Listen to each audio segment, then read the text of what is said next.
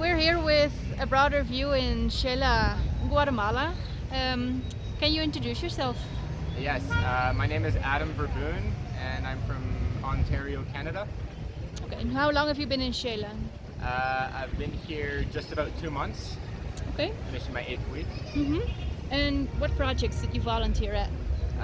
So I volunteered at an after-school project with helping kids and playing with kids who go to the project after their school because they only have school in the mornings. I also volunteered at a school where I was teaching English to kids ranging from ages 8 to 16. And finally, I volunteered at a textile shop where they make all their clothing and other types of things in shop, and Yeah, cool. And what were daily tasks at the project? well, my daily task at after school project, I would get there at around 2 o'clock, and for the first 30 minutes, I would just play with the kids and entertain them while entertaining myself as well, and just having fun, make sure they're having fun. After that, once the project really started, I would go inside and help the other teachers there with whatever project they're doing, mostly arts and crafts, but other things as well. And I would help all the kids who need help, and I would also do it on my own as well, just hanging out with the kids and talking to them.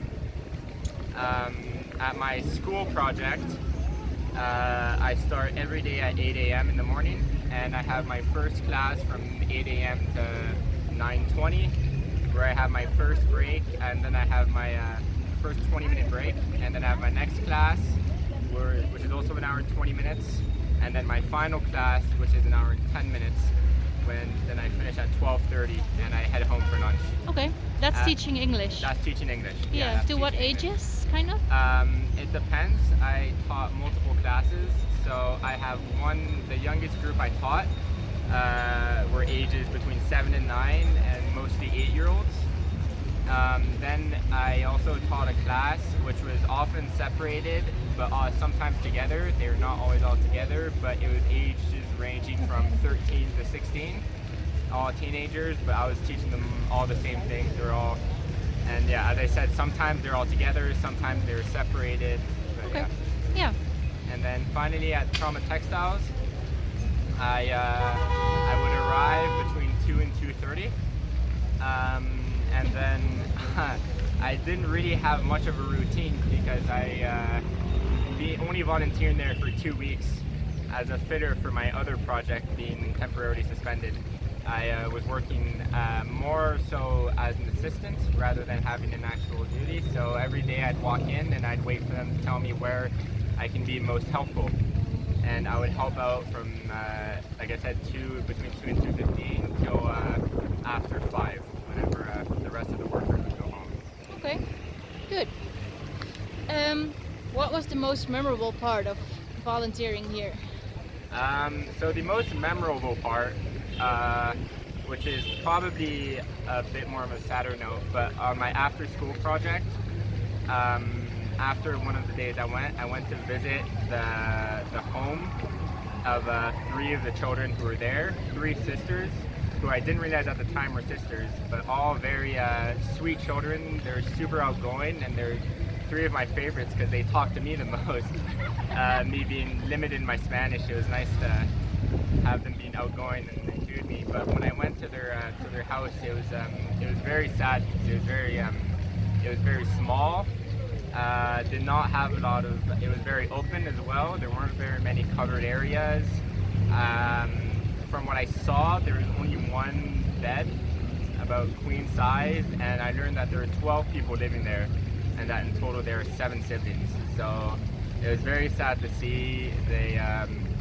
We talked to the older brother who was there, and he said the thing they need most is food, and they're in hard situations, which is very sad to see.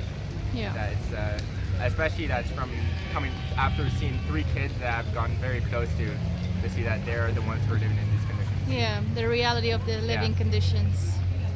Yeah. All right. Well, tell me a little bit about your homestay. my my homestay was absolutely fantastic. First of all, in a terrific location, very centralized, and I could walk to almost anywhere I wanted to go. And if I needed to take any bus, it was super close to anywhere, lots of bus stops. The house was fairly big, had lots of space, given that there were also a lot of other volunteers and students who stay there. The family was extremely nice, just the mother and her daughter, but super outgoing, super nice, super friendly, and funny as well. And it was a great time. Every meal we'd sit around for at least an hour talking and conversating. They're super nice. The 3 meals a day, every day except for Sunday. And all the meals were terrific. I was always fed well. Most of the time I couldn't finish all that was on my plate because of how much they fed us. But it was terrific. My room as well was super nice. My bathroom was right beside with the toilet and the shower and everything I needed to know. The bedroom was super comfortable, lots of space, a desk, closet. It was perfect. They also respected my privacy when I was there, but on top of that, my room would get cleaned and my sheets would get cleaned every so often, and I'd come home to fresh bed sheets, which was always nice. Nice. All right. And tell me about your Spanish lessons. How was that? My Spanish lessons were extremely good. I had learned Spanish in high school before coming here, but I must admit my Spanish was still very limited, and I had forgotten a lot of it given the gap between graduating high school and coming here. But my Spanish lessons were very good. I did 4 hours every morning of the work week for 4 weeks. And most of my lesson was simply conversating with my teacher and talking about everything and anything, just get me used to talking and using whatever I learned in classes. On top of that, we'd also learn a lot of vocabulary and verbs and grammar, but the most important part was talking about it and try to use all these things I learned in actual conversations, which I think will help me the most in being able to speak much better Spanish now than where I was at the start of the trip. That's good to hear. Yeah. And how about Shela? How did you like it here? What did you do in your free time? I love Shela. It's a beautiful city. It's the second biggest city in Guatemala, so it is to be expected a little bit. But it's I love the culture here. It feels very Guatemalan and very like a good indication of the Guatemalan culture. It's super easy to get around, to walk around. I feel super safe at all times, not a doubt in my mind. It's beautiful. All the people here. There are barely any tourists. I rarely run into any people that aren't from here. So I think that's, for me at least, that's a good thing. It just makes me more ingrained in the Guatemalan culture. But yeah, I love it here. As for my free time, well, during the weeks I didn't actually have a ton of free time because I'm working every morning and lately every afternoon, at the start most of the afternoons.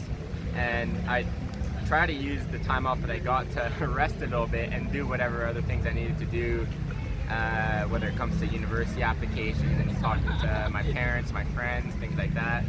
That being said, I did get out of it. I explored a lot of the city, at least when it comes to around where I live, because the city is very, very big.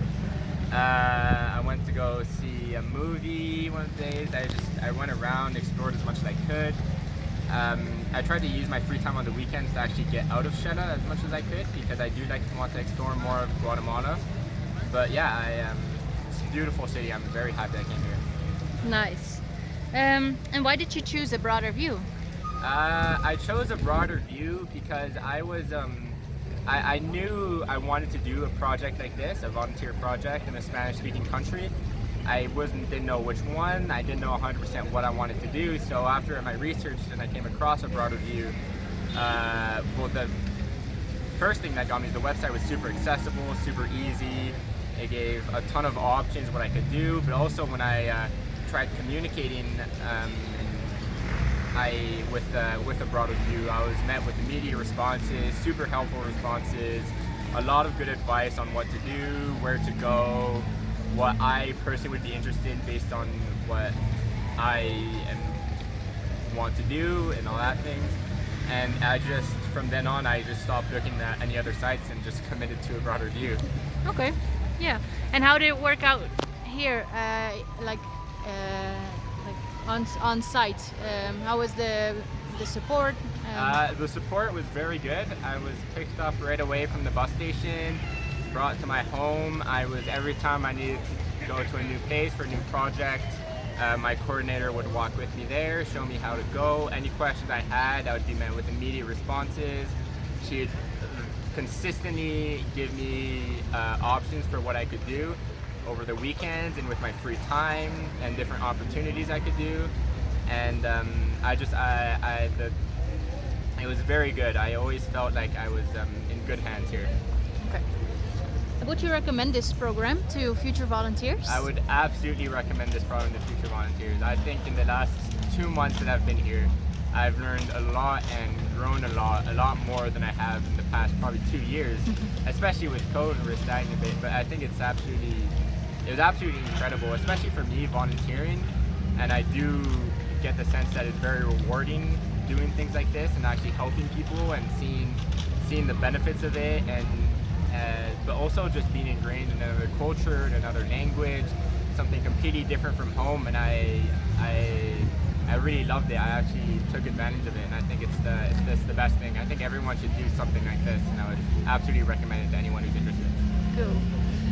Final question, what will you miss most from here? What I miss most, definitely the people and the connections I've met. And I've made a lot of good friends, especially with my host family. I'm gonna miss them a lot. At my host family, there is another volunteer and 2 students who I've become quite close with, who I have made connections, so I will reach out to them after I'm gone. I will miss them a lot, but I think the people I'll miss the most are my students, both at the after school project and my teaching project, my English teaching, who are just the best kids. And I don't mean that lightly. I mean, when I was in school around that age and I was a kid that age, I seemed like all those kids were just nightmares to hang out with, but these kids are really the best. Super fun, super nice, super outgoing, and just it's making me really sad to see them leave. Okay. Well, thank you very much for You're this welcome. interview, and enjoy your trip through Guatemala. Thank you. And yeah, have a good time back home. Thank you.